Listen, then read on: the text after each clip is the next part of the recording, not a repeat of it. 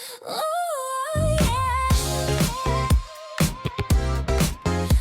A morning of memories. Okay, I'm joined with Paul. First, thanks so much for joining us. And I think the only appropriate first question is, can you tell us what are all these toys for? It depends how many hours you've got, to be quite honest. This is something that started last year called Morning of Memories.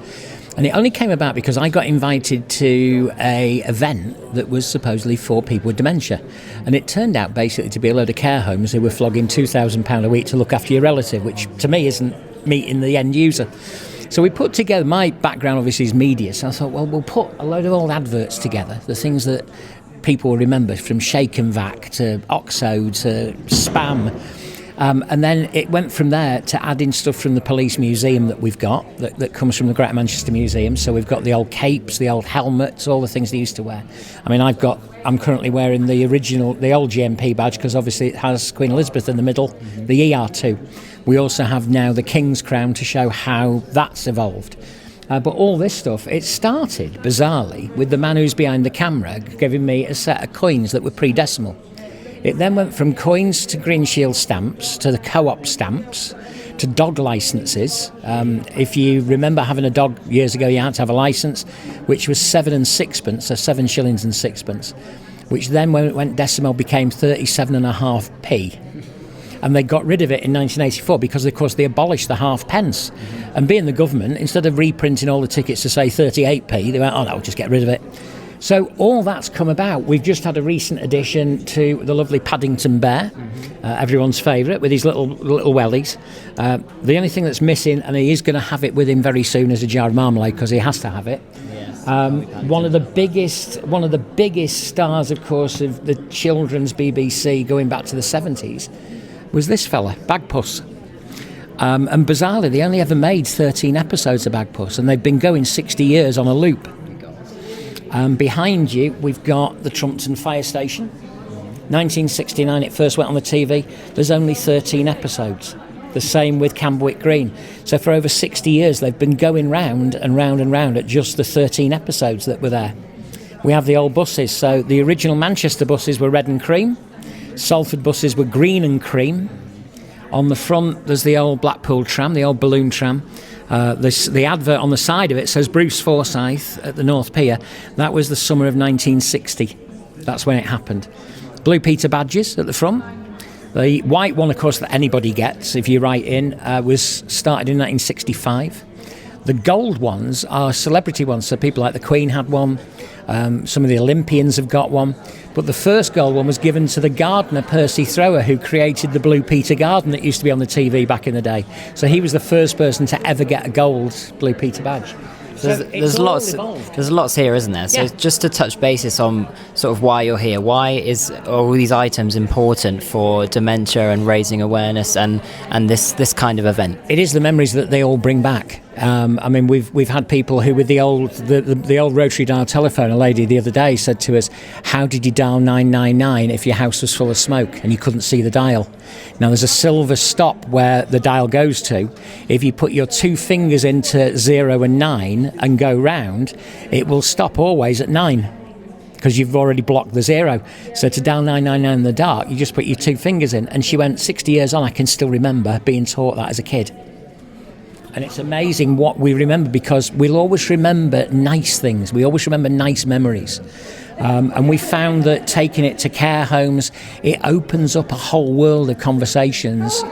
We had one guy he was in the police, and the care home lady that's looking after him, who's looked after him for 3 years, said, so you were always a policeman, Alan? And he went, no, I was a plasterer before I joined the police. She never knew that he'd been a builder at all. And you go, but once you unlock that first thing, it follows. They'll start chatting. And we've had people who have come to a few of them. One gentleman has come to a few. He came to the first one, and on the third one, his daughter went, he's got something to show you. He'd gone round the house and found bits and pieces that he'd got from years ago. A cheque guarantee card. Now, you're too young to remember what a cheque guarantee card was. It basically guaranteed you were good for 50 quid. But he'd found his original cheque guarantee card. He'd also found a little tin, which was a puncture repair kit for his bike, for an old push bike. So is that the importance of these items? You know, the one memory to start with. Yeah. then triggers a lot more. So With him, we did a Christmas one. She said he used to like making things. He used to do quite a bit of craft, and he's not done it in years. And Mark, the PCSO that I do this with, he'd handmade us a bauble each, a Christmas bauble.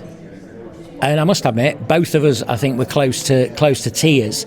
But it had inspired him to get and do something. And she'd noticed the difference in him after he's come to see it.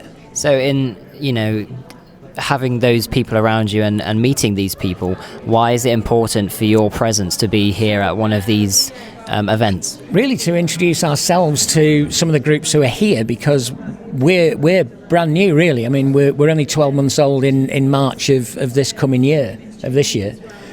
So it's to let them know what we do and how it could help them. The other thing that we've been doing with Salford Mental Health is making this into radio shows. And with me being a radio person for the last 40 years, we've now made a set of radio shows of the 60s, 70s, 80s, 90s and noughties. And it's got 2 songs from the same year. So say we start 1970, you've got 2 songs from 1970, and in the middle, I'll give you some of the news stories that were big in that year. So over an hour and a half, you've got an entire decade of music, which they'll all remember, and some of the stories hopefully will spark even more.